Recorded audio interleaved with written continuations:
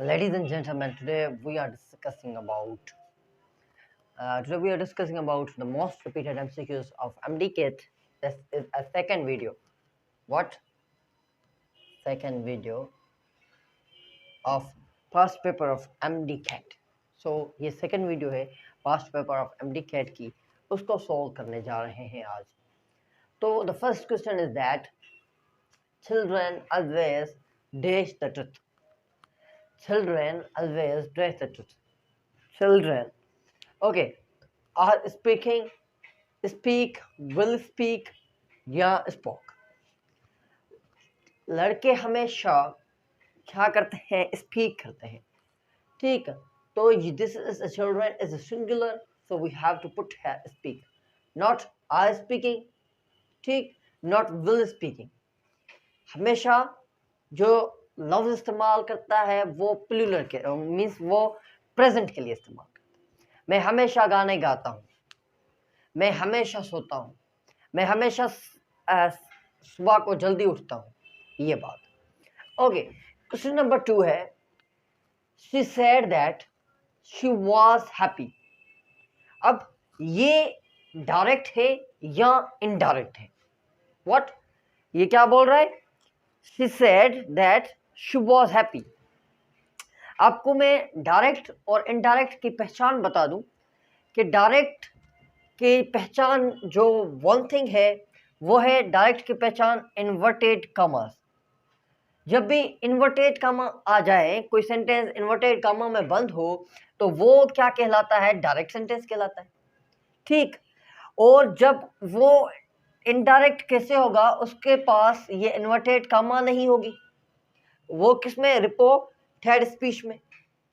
Reporting speech में तो नहीं होगी कामा. इन्वर्टेड कामा किसमें होगी? रिपोर्टेड स्पीच में.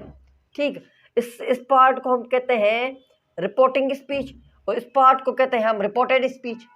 ओके, जब इस पार्ट में क्या होती है? इन्वर्टेड कॉमास होती हैं. जब ये इन्वर्टेड कॉमास कन्वर्ट हो जाती है दैट में, तो ये क्या बन जाता है? Indirect sentence. तो ये अब क्या है आप ही बता सकते हैं. ये है इनडायरेक्ट स्पीच. ये क्या है? इनडायरेक्ट स्पीच है. इनडायरेक्ट स्पीच की मेन जो डायरेक्ट स्पीच की मेन खुसूसियत क्या है? उस पर के पास इन्वर्टेड कॉमास होती. ओके, वो इन्वर्टेड कॉमा दैट में कन्वर्ट हो जाती है. तो यहाँ पर मैंने क्या लिखा है? दैट लिखा है. तो इसका मतलब कि ये क्या है? इसका मतलब ये क्या है? इनडायरेक्ट है. तो this sentence is indirect. Okay, she was accused of theft. अब मैं किसी गहराई में नहीं जा रहा प्रीपोजिशन की, बस आप ये याद रख ले, जब भी हम अक्यूज्ड देख रहे हैं, आप जब भी क्या देख ले, वर्ड अक्यूज देख ले, तो उसके साथ आप प्रीपोजिशन ऑफ का इस्तेमाल कर ले. ओके, ये फिक्स्ड प्रीपोजिशन है. What? This is a fixed preposition. Fixed preposition. Accused of, this is a fixed preposition. Okay, number 4 है, we need to find dash method to solve this problem. We need to find other, another, the other. Okay, मैं आपको orally बता देता हूं कि other, the other और another में क्या डिफरेंस है. ये मैं एडजेक्टिव की वीडियो में डीपली बता चुका हूं. द अदर, another कहाँ इस्तेमाल कर सकते हैं. तो अदर जो हम इस्तेमाल करते हैं वो हम किसी भी जब आगे प्लूरल हो, क्या हो, अगर सेंटेंस के साथ पहले हम अदर लिखें, उसके बाद सेंटेंस प्लूरल हो, तो उसके साथ एनदर इस्तेमाल करते हैं. ठीक, जब सिंगुलर मीन्स एनदर इस्तेमाल करेंगे जब क्या हो? सिंगुलर हो मीन्स प्लूरल हो तो एनदर, जब सिंगुलर हो तो अदर, और द अदर जब स्पेसिफिक करें तो द अदर इस्तेमाल करेंगे. तो यहाँ पर देखें, we need to find dash method to solve this problem. ये मेथड क्या है? सिंगुलर है, तो हम क्या लिखेंगे? N other. अदर जब लिखेंगे, जब यहाँ पर क्या होगा, मैं सॉरी लिख देता हूँ वाला यहाँ पर, अदर किसके साथ? प्लूरल के साथ. ओके, एंड द अदर किसी को स्पेसिफिक करें. ओके, एंड एन अदर ये प्लूरल और एनअदर हम किसके साथ, सिंगुलर के साथ। ओके, तो ये मैंने साइड पर लिख लिया, क्या, एनअदर, क्यों कि यहाँ पर क्या है, सिंगुलर है। अगर यहाँ पर मेथड्स होता, अगर यहाँ पर क्या होता, मेथड एस लगाते तो हम यहाँ पर अदर टिक करते। Okay, clear. So move towards the next question. We are still long way from dash have home.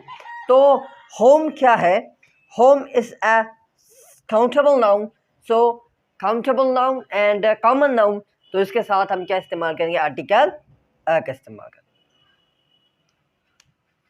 Okay, let's move to the next word. Which one of the following, क्या बोल रहा है, which one of the following is past tense, इनमें से past tense कौन सा है। Okay, she went to market, एया, she did not speak with me, okay, she gone to Karachi। okay, एक बात आपको क्लियर कराऊं, पास्ट टेंस की 2 सिम्टम्स होती है। एक वो सेकंड फॉर्म ऑफ वर्ब लेता है, असर्टिव सेंटेंस में second form of verb means past tense में सेकंड फॉर्म ऑफ वर्ब लेता है, जब उसके साथ नॉट या क्वेश्चन मार्क बनाते हैं या निगेटिव बनाते हैं या इंट्रोगेटिव, तो उसके साथ आगे हम क्या इस्तेमाल करते हैं, वर्ब फर्स्ट फॉर्म इस्तेमाल करते हैं। तो ये देखें, यहाँ पर तो सेकंड असर्टिव है तो सेकंड फॉर्म, और यहाँ पर निगेटिव है तो फर्स्ट फॉर्म। ये दोनों सेंटेंस क्या है, पास्ट के हैं, क्यों, और यहाँ पर ये जो लिखा हुआ है this is the third form, so third form past simple नहीं लेता, एक तो सेकंड फॉर्म लेता है असर्टिव में, जब डिड नॉट आ जाए तो यहाँ पर फर्स्ट फॉर्म आता है। तो the both option A and B are correct. The plane will stay another way 5 minutes, ठीक। so the plane will stay on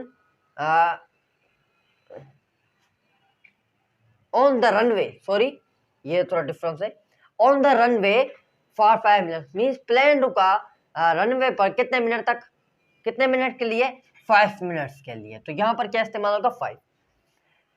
correct spelling of the following, इनमें से करेक्ट स्पेलिंग कौन सी है, यहाँ पर है एडजेक्टिव, एडजेक्टिव की करेक्ट स्पेलिंग एडजेक्टिव होता है। ओके, एक्सिबिशन की करेक्ट स्पेलिंग एक्सिबिशन होता है। ओके, और ये जो सेमेस्टर है स्पेलिंग, ये this is the right spelling, और एट द लास्ट ऑप्शन है none of these. Okay, I woke up 5 o'clock in the morning।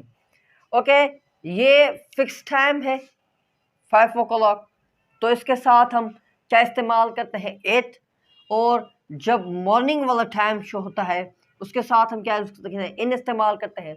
तो देखें 8 और इन कहीं पर है, ऑप्शन नंबर पहले हम देखें ए फॉर इन नहीं होगा, 8 और इन एट और एट, ठीक।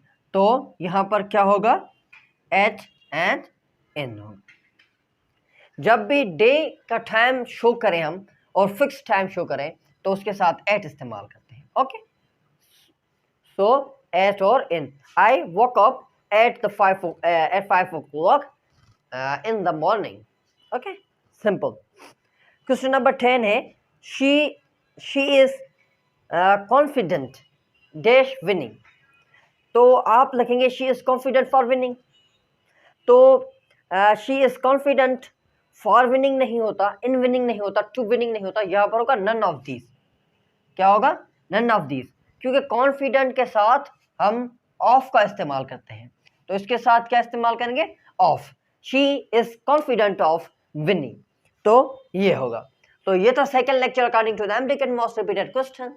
So thank you, one of thanks, and I hope that you will get